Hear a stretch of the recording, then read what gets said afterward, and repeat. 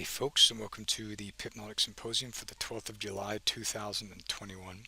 I'm sitting upstairs today and it's a wee bit windy, so I hope the wind doesn't interfere too much with the sound. I've put a sponge around the microphone, which I'm hoping will take most of it, but there could be a little bit of a residual background noise from the wind. Today we're going to talk about a couple different things. We're going to talk about entries, where to put entries, and how, for example, spreads, overnight spreads, will affect whether or not you get filled. We're going to maybe touch a little bit on the algo, and maybe do a couple of like maybe analysis of something. We just kind of generally see how we go. But if we start off with entries, I mean, when you're looking to enter at an area, let's say that we decided that this was a nice area of supply here that we would look to trade. I mean, where would you put your entry? Okay, for something like this, I mean, let's just use this one. This is bleeding edge, and we can zoom in a little bit as well. So if you look at this, you can see that price rallied up, we accumulated, and then we rallied up again. And if you look at this, I mean, the most common sense thing to do would be to put your entry at the top of the box and your stop 2 times the size of the box, like so. This is what I'm normally doing per default, but sometimes, depending on the time of the day that you get filled, the spread will widen so much that even if price moves way beyond your entry, you won't get filled, and this is a shame. But this happens a lot, and so sometimes if you have an entry like this, let's say that the top of the box is 0.68033. Normally it'd be a good idea to incorporate the spread into that entry, and so move it up. For this pair, we don't really have a big spread. It's super tight, so we're fractions of a pip, and so we could just move it up maybe 1 pip, for example. When London is moving, you can move it up 1 pip like so. So we go from 0.33 to 0.4. So we are 7/10 of a pip higher now, and this is the good thing about doing this, is that you're going to get in still at a good price, but you're also going to take into consideration the spread. And during the night, spreads have a tendency to widen because there's less liquidity available, so supply disappears and demand will potentially increase. Not necessarily when it's between market hours, but due to the fact that the supply disappears, well, the expense of trading outside of hours increases, and so you'll pay typically in the form of a spread.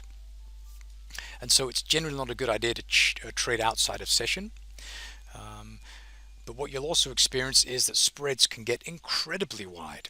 I've traded some exotic pairs, and the spreads widen to as much as 15 pips, 20 pips between sessions. And so let's say that we had our entry just here.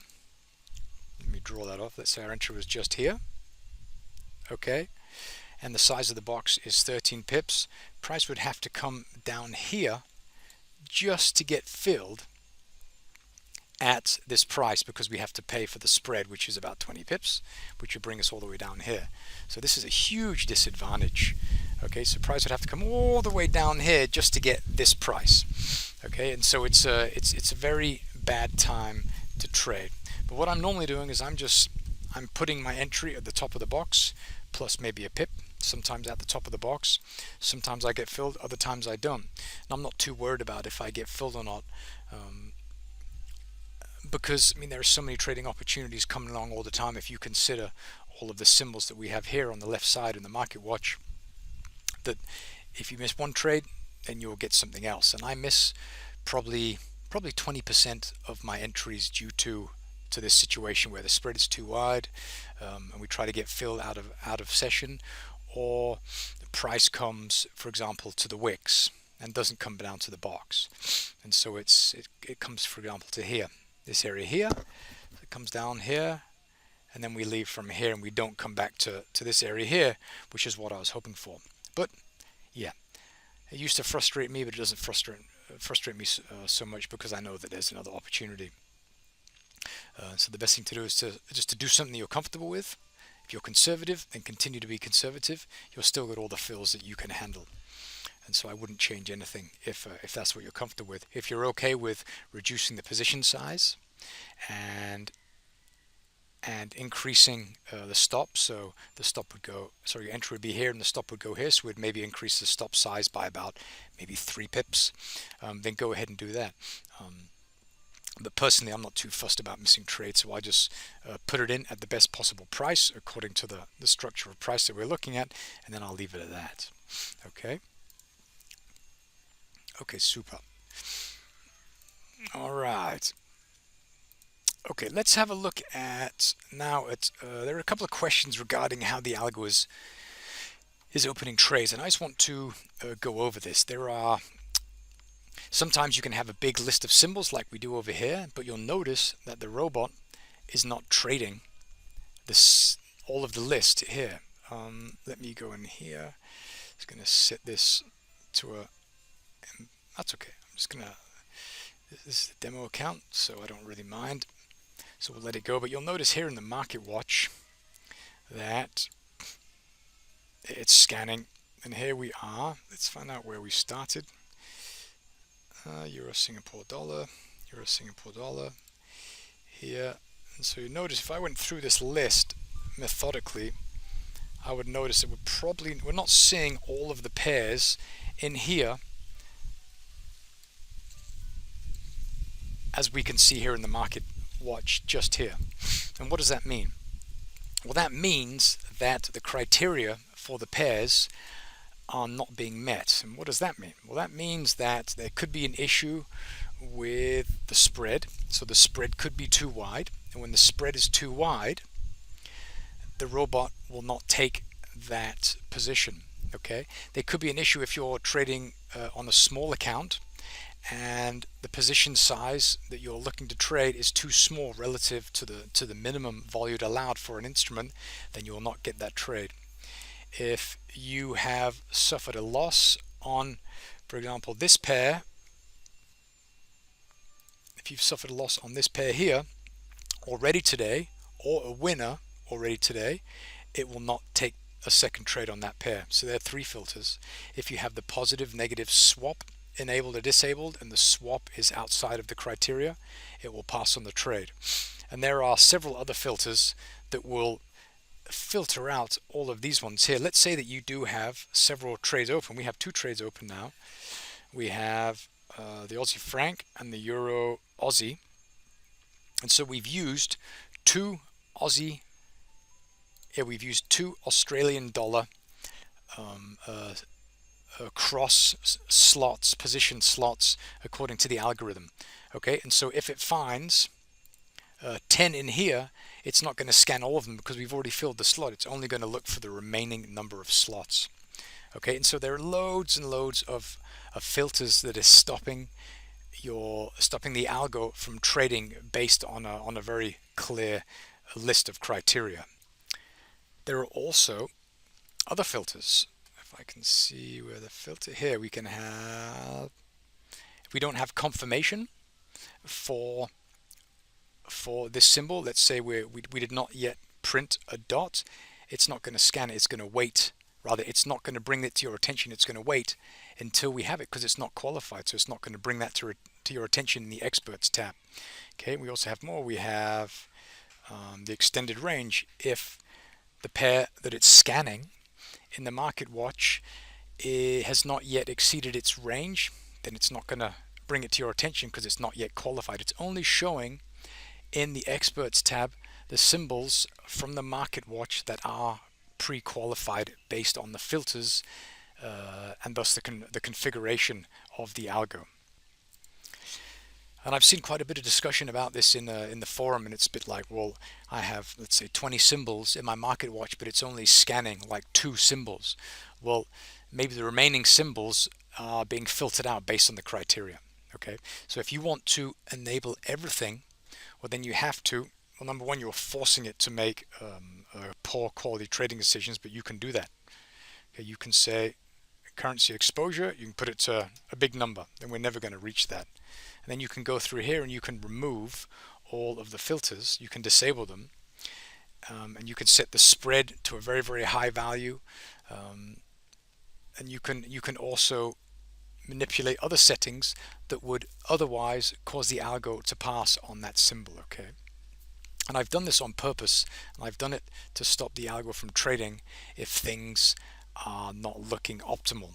And this is because, I mean, you can turn the algo on and you can set it to trade everything, and it'll trade everything. I mean, if you want it to trade everything, if you want it to trade every single one of these assets, you can force it to, but you'll probably lose your money in very short order, okay? And that's the whole purpose of creating this list of filters, is to take all of the symbols and qualify them. We have a pre-quality qualifying list, and then we run them through that. The ones that don't pass through aren't passed into the next layer. The ones that are being pre-qualified based on filters and other things then go into the fine tuning, rather the more refined filtering, which is based on the histogram and do we actually have a valid signal and things like this. And if they don't qualify there, it won't take the trade. You'll still see them running. It'll say like analyzing Australian dollar, Swiss franc on the 4-hour chart. You'll see it in there, but it won't open the trade, obviously, if it is not qualified. Okay, so that's probably why the algo is not taking as many trades as some of you would like, and this is built this way by design. I don't want it to trade too much. I want it to be careful. I want it to make sure that it's not like a gunslinging robot, because there are so many of those out there. I mean, this algo, when used properly, is really, really profitable. And I'm trying to make the barrier of entry for a trade high enough so that even if it gets in at a pretty poor quality trade, there's still a 50-50 chance that it will turn into a profit, at least for a period of time that will enable you to get out of the trade at a profit, or a break even, or a very small loss. Okay, all right, cool. Okay, so what I've had a couple of questions as well regarding the filter, rather the confirmation, not the filter, the confirmation. And so the confirmation is essentially these dots. And so when price races down here, we have these green dots that you can see, and we have red dots. We have green dots here, and we have red dots here. When these are visible, it's telling us that we have divergence, like bar by bar divergence. So when you have this, let's take the most recent one here. When you have the first one here, this one here, let me put a vertical line on it.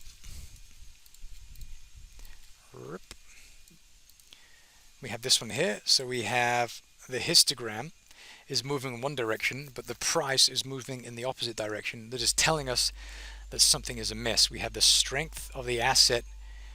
The underlying asset is not doing the same thing as the actual price. And when there's a disconnect between the price action, the price of an asset, and the underlying flows, this is a light bulb moment. This is telling us, okay, so we're pushing prices lower.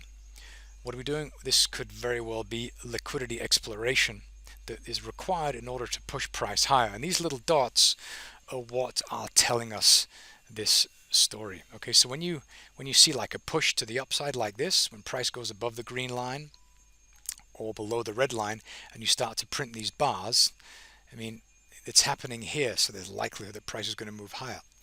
It's happening here, started to do here, and it's likelihood that price is going to move lower. Granted, it went a little bit lower, but eventually it did turn around. And this is a very early warning that something is going on, and that we should be made aware of that. You can see here when price is continuing to go lower, but the histogram was not doing the same thing. What happened? I mean, price turned around. Okay, we had another one here, just here, and then price, well, that would have been a loss if you'd have taken that trade.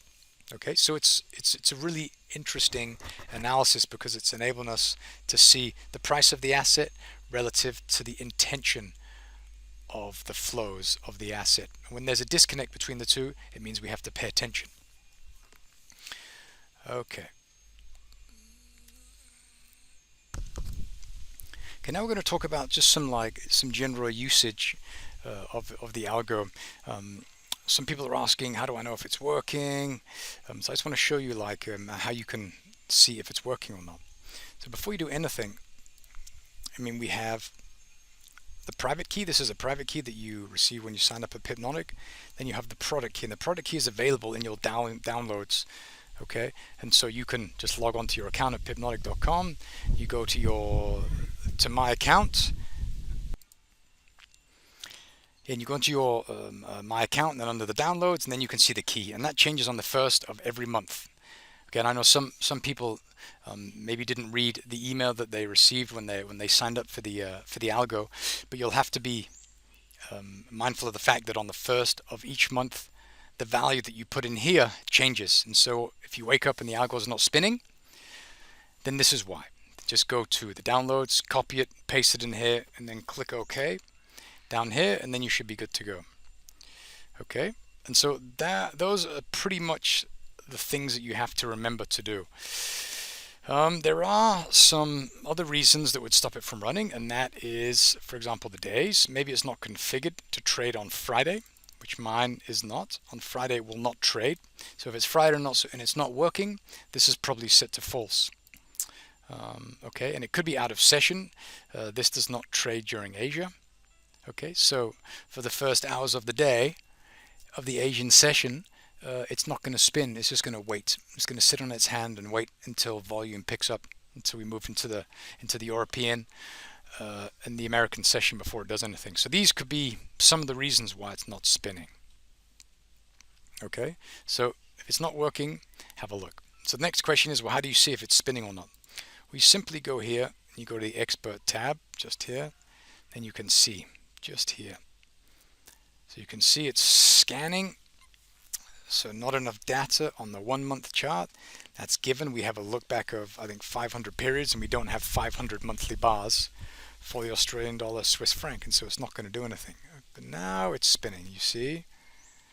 But if you look at how many symbols we have here, we're not seeing all of them in here, and this is because the filters are stopping them from being scanned. Okay, so if you want to know if it's spinning, you click on this, you can move it down here. You click on this button just here. You thereafter click on the experts tag. That was a tongue twister. The experts tab. Then you look in here, and if it's out of session, it'll tell you what session it is, and it'll simply wait. If it's in session and it's allowed to trade, then it's going to start spinning like it is here. Okay. Good. Well, I'm going to leave it at that. 17 minutes. I just wanted to touch on some of these issues because they were giving a lot of people some stick. But if you have any questions, please drop them in the Discord channel or in the comments below. And thank you very much for watching.